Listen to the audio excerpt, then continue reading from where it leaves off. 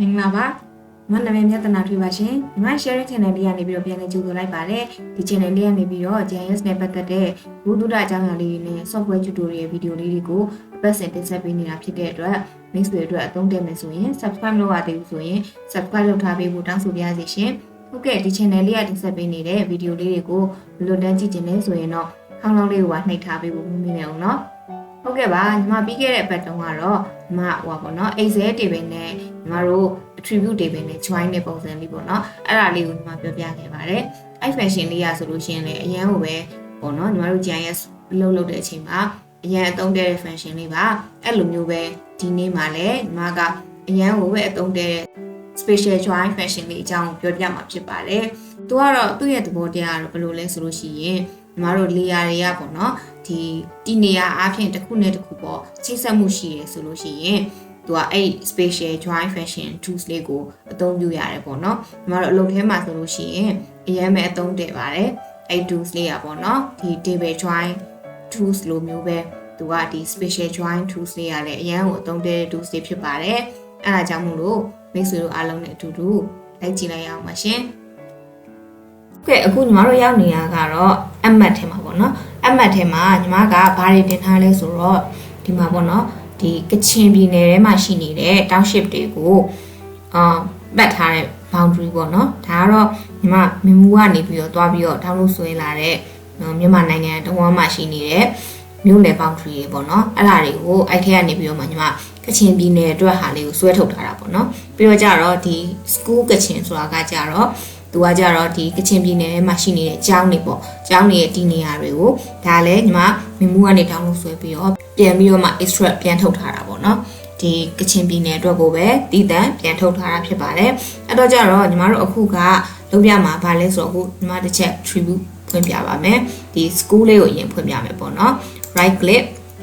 open attribute တွေပဲပေါ့အဲ့တော့ကြတော့အခုဒီမှာကြည့်မယ်ဆိုလို့ရှိရင်ဒီမှာဒါကတော့ school name ပေါ့နော်ဒါကတော့ကျောင်းရဲ့အမည်ပေါ့ပြီးတော့ကြတော့ဒီမှာကျောင်းရဲ့အမည်နဲ့လက်လောင်ပေါ့ point တွေရဲ့လက်လောင် point တွေရဲ့တန်ဖိုးတွေရှိရပေါ့နော်ဒါပေမဲ့လို့ဘယ်ပြည်နယ်ဘယ်ခရိုင်ဘယ်မြို့နယ်မှာရှိနေလဲဆိုတာကိုဒီမှာမပါဘူးပေါ့နော်ဒီ attribute တွေပဲမှာမပါဘူးအဲ့တော့ကြတော့အဲ့ဒီလိုမျိုးမပါတဲ့အခြေအနေဖြစ်တဲ့အတွက်ကြောင့်မို့လို့ညီမကဒီပေါ့နော်ဒီကျောင်းလေးဒီရဲ့ဒီနေရာကိုပြတဲ့ဒီ shape file ထဲမှာသူတို့ရဲ့ပေါ့နော်နေရာကိုဒီမှာသတ်မှတ်ခြင်းနဲ့ပေါ့နော်ထည့်ပေးခြင်းနဲ့သူတို့ရဲ့နေရာကိုဒီမှာပေါ့နော်ဘယ်ပြည်နယ်ဘယ်ခရိုင်ဘယ်မြို့နယ်ထဲမှာရှိလဲဆိုတာကိုညီမ feel လေးတွေထပ်ပြီးတော့ထည့်ခြင်းနဲ့ပေါ့နော်အဲ့တော့ကြတော့ညီမကဒါလေးကိုညီမပိတ်လိုက်ပါမယ်ပြီးလို့ရှိရင်ဒါကကြတော့ဗာလဲဆိုတော့ဒီကချင်ပြည်နယ်မှာရှိနေတဲ့မြို့နယ်တွေရဲ့ပေါ့နော်ဒီtownship boundary လေးတွေပေါ့နော်အဲ့ဒါလေးကိုလည်းတစ်ချက်ညီမဖွင့်ကြည့်လိုက်မယ်ဒီမှာဆိုလို့ရှိရင်သူကဘာတွေပါလဲဆိုရင်မန်စီတနိုင်းဘူတာအိုမြို့နယ် boundary ပတ်ထားတဲ့shape file လေးပေါ့နော်အဲ့တော့ကြတော့ညီမကဒီ attribute data နှစ်ခုကိုပေါ့နော်ဒါချိတ်ဆက်ပေးမှာပေါ့ attribute data နှစ်ခုကိုညီမတို့ကပေါ့နော်ပြန်ကူးပြီးရိုက်ထည့်တာမျိုးမဟုတ်ဘဲနဲ့တခါတည်းသူ့ဘာသာသူပေါ့နော်ညီမတို့က spatial join function လေးကိုသုံးပြီးတော့မှညီမတို့ကထည့်သွားမှာဖြစ်ပါတယ်ဆက်ကြည့်အောင်အဲ့တော့ပိတ်လိုက်မယ်အခုဘာလုပ်မလဲဆိုလို့ရှိရင်ညီမတို့ကဒီကျောင်းလေးကိုအရင်ဖွင့်လိုက်မယ်ပေါ့နော်ကျောင်းပေါ်မှာ right click နှိပ်မယ်ကျောင်းပေါ်မှာright click နှိပ်လိုက်မယ်ပြီးလို့ရှိရင်ဒီမှာjoin and relate ဆိုတာရှိပါတယ် join and relate ထဲက join ကိုနှိပ်လိုက်ပါမယ်ပြီးလို့ရှိရင်ညီမတို့ဒီမှာပေါ့နော်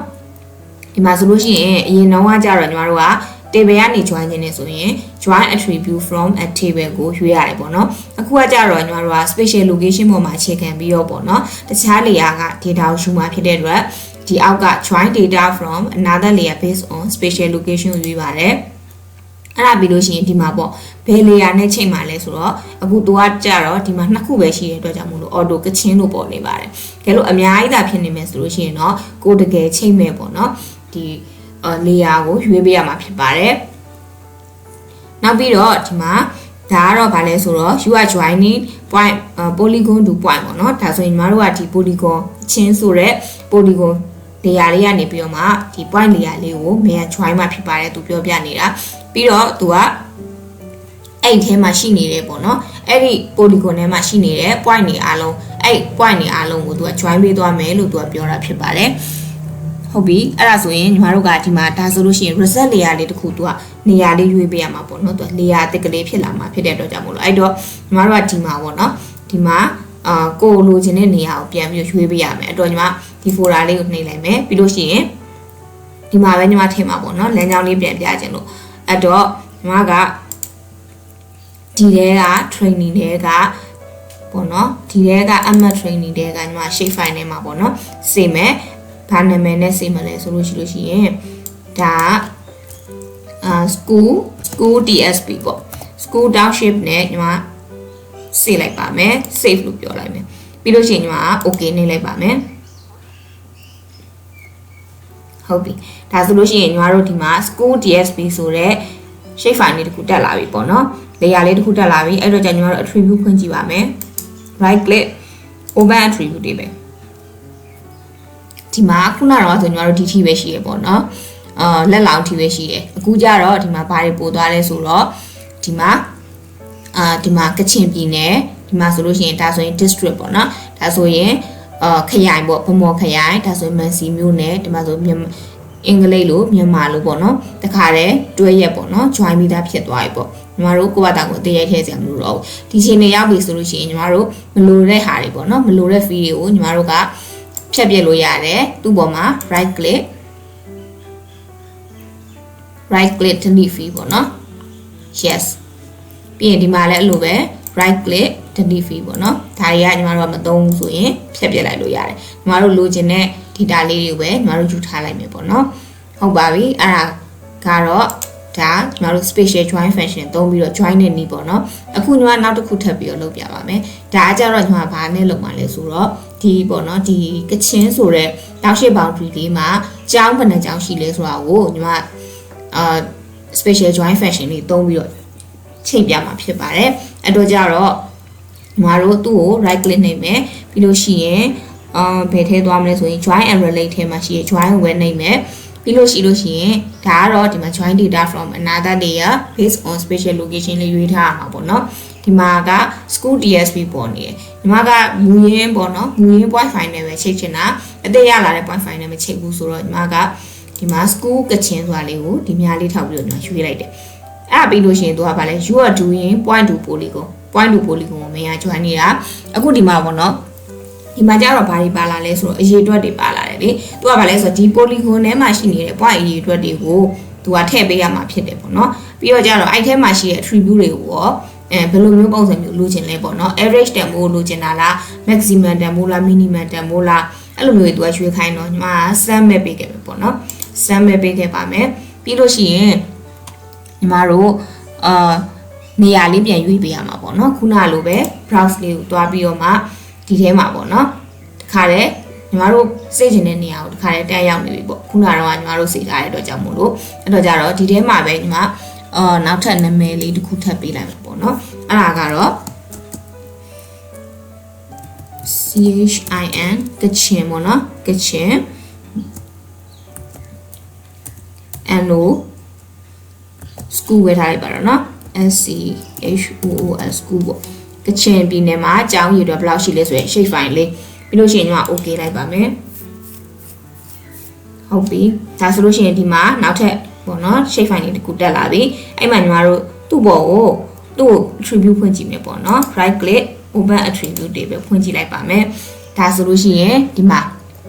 count ပေါ့ဒီ count ဆိုတဲ့ fee ကညီမတို့ကဘာလဲဆိုလို့ရှိရင်ဒီပေါ့ massy ဆိုတဲ့ polygon လေးထဲမှာပေါ့နော် polygon လေးထဲမှာအကြောင်းဘယ်နှကြောင်းရှိနေလဲဆိုတာကိုပြတဲ့အရေးအတွက်ပါဒါကကြတော့ဒီသူ့ attribute တွေမှာရှိသမျှအားလုံးကိုသူကပေါင်းပြီးတော့ပြတာပေါ့ဒါတွေဆိုရင်ညီမတို့ကမလိုချင်ဘူးလေညီမတို့အတွက်အသုံးဝင်ဘူးဆိုရင်ဒီ fee တွေကိုညီမတို့ဖြတ်ပစ်လိုက်လို့ရတယ် right click delete fee ပေါ့နော် yes right click delete fee ပါ yes right click မဲ့ delete fee မဲ့ပေါ့နော် yes ဒီကလိုချင်တာဒီရေးအတွက်ပဲအဲ့တော့ဒီမှာ count ဖြစ်နေတယ်ပေါ့နော် count ဖြစ်နေတာကိုညီမတို့ပြောင်းချင်တယ်အဲ့တော့じゃသူ့ပေါ်ကို right click နှိပ်မယ်ပြီးရင်ညီမတို့ properties ကိုရွေးလိုက်မယ်ပြီးလို့ရှိရင်ဒီမှာပေါ့နော်ဒီပေါ့ဒီ alias မှာညီမကဘာထည့်လိုက်မလဲဆိုလို့ရှိရင်number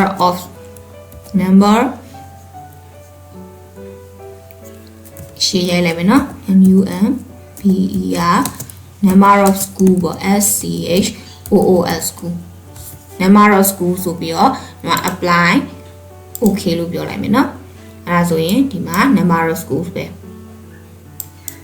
number of schools ရလာပြီပေါ့နော်ဒီမှာဆိုလို့ရှိရင်ညီမတို့ကဒါဆိုလို့ရှိရင်တည်သွားပြီပေါ့နော်ဒါဆိုရင်ဒီမန်စီမြို့နယ်မှာဆိုရင်ကျောင်း89ကျောင်းရှိရဲတနိုင်းမှာဆိုရင်38ကျောင်းရှိရဲဘူတာအိုမှာဆိုရင်95ကျောင်းပေါ့နော်စုစုပေါင်းကျောင်းရေအတွက်တွေလည်းညီမတို့သိရပြီဖြစ်တယ်ပေါ့နော်အဲ့တော့မှန်ညီမတို့တစ်ချက်ပြန်ပြီးတော့စစ်ကြည့်မယ်ပေါ့အဲ့ဆိုလို့ရှိရင်နည်းနည်းအရေးအတွက်နည်းနည်းပေးတဲ့ဟာလေးကိုပြန်ပြီးတော့ပေါ့နော်စစ်ကြည့်ကြမယ်အဲ့ဆိုရင်ဒါလေးကိုညီမပိတ်လိုက်မယ်ပိတ်လိုက်ပြီးတော့အခုဒါကြတော့သူကပိုလီဂွန်ကဖုံးနေတော့ school ကမပေါ်ဘူးဖြစ်နေတာပေါ့နော်ဒါကြတော့ဒီကျောင်းလေးကိုအပေါ်ကိုမဆွဲတင်လိုက်မယ်ဟုတ်ပြီအဲ့ဆိုရင်ဘယ်ဟာလေးကိုစစ်ကြည့်လို့ရမလဲဆိုတော့ဒါလေးဆိုရင်အဆင်ပြေဒီမှာဆိုရင်1 2 3 4 5ပေါ့နော်ကျောင်း5ကျောင်းပဲရှိရနော်ဟုတ်လားမဟုတ်လားညီမစစ်ကြည့်ပါမယ်အဲ့တော့ကြတော့ညီမ IN လေးကိုခေါ်ပြီးတော့သူ့ပေါ်မှာထောက်ကြည့်လိုက်မယ်ဒီမှာပါဒါဆိုလို့ရှိရင်သူကဗာလဲကချင်ပြည်နယ်မြစ်ကြီးနားခရိုင်ပေါ့နော်သူကဗာလဲအင်ဂျင်ယန်မြို့နယ်မှာကျောင်းပေါင်းဘယ်နှခုရှိလဲဆိုရင်5ခုရှိတယ်ဟုတ်တယ်လေဒီမှာ1 2 3 4 5ဟုတ်တယ်သူကဒီအရေးအတွက်တွေကိုချိန်ပေးသွားတာပေါ့နော်ဒါကတော့မှန်စစ်ကြည့်တာပါဒါဆိုလို့ရှိရင်တော့ညီမတို့ဒီနေ့ demonstration လေးကအဆုံးသတ်သွားပါပြီအဆုံးတိတိကျကျပေးရတဲ့အတွက်ကျေးဇူးအများကြီးတင်ပါတယ်ရှင်နောက်တစ်ပတ်ကျရင်လည်းစိတ်ဝင်စားစရာအသုံးတည့်မဲ့ဗီဒီယိုလေးတွေနဲ့တူတူပြန်လာခဲ့ပါအောင်မယ်ဒီဗီဒီယိုလေးကိုကြည့်ပြီးလို့ကိုယ့်အတွက်အသုံးဝင်နေဆိုလို့ရှိရင်လည်း like လေးလုပ်ပြီးတော့အားပေးခဲ့ပါအောင်နော်ဟုတ်ကဲ့ကျေးဇူးအများကြီးတင်ပါတယ်အားလုံးပဲကျန်းမာပေးကြပါစေဘိုင်မိုင်ပါရှင်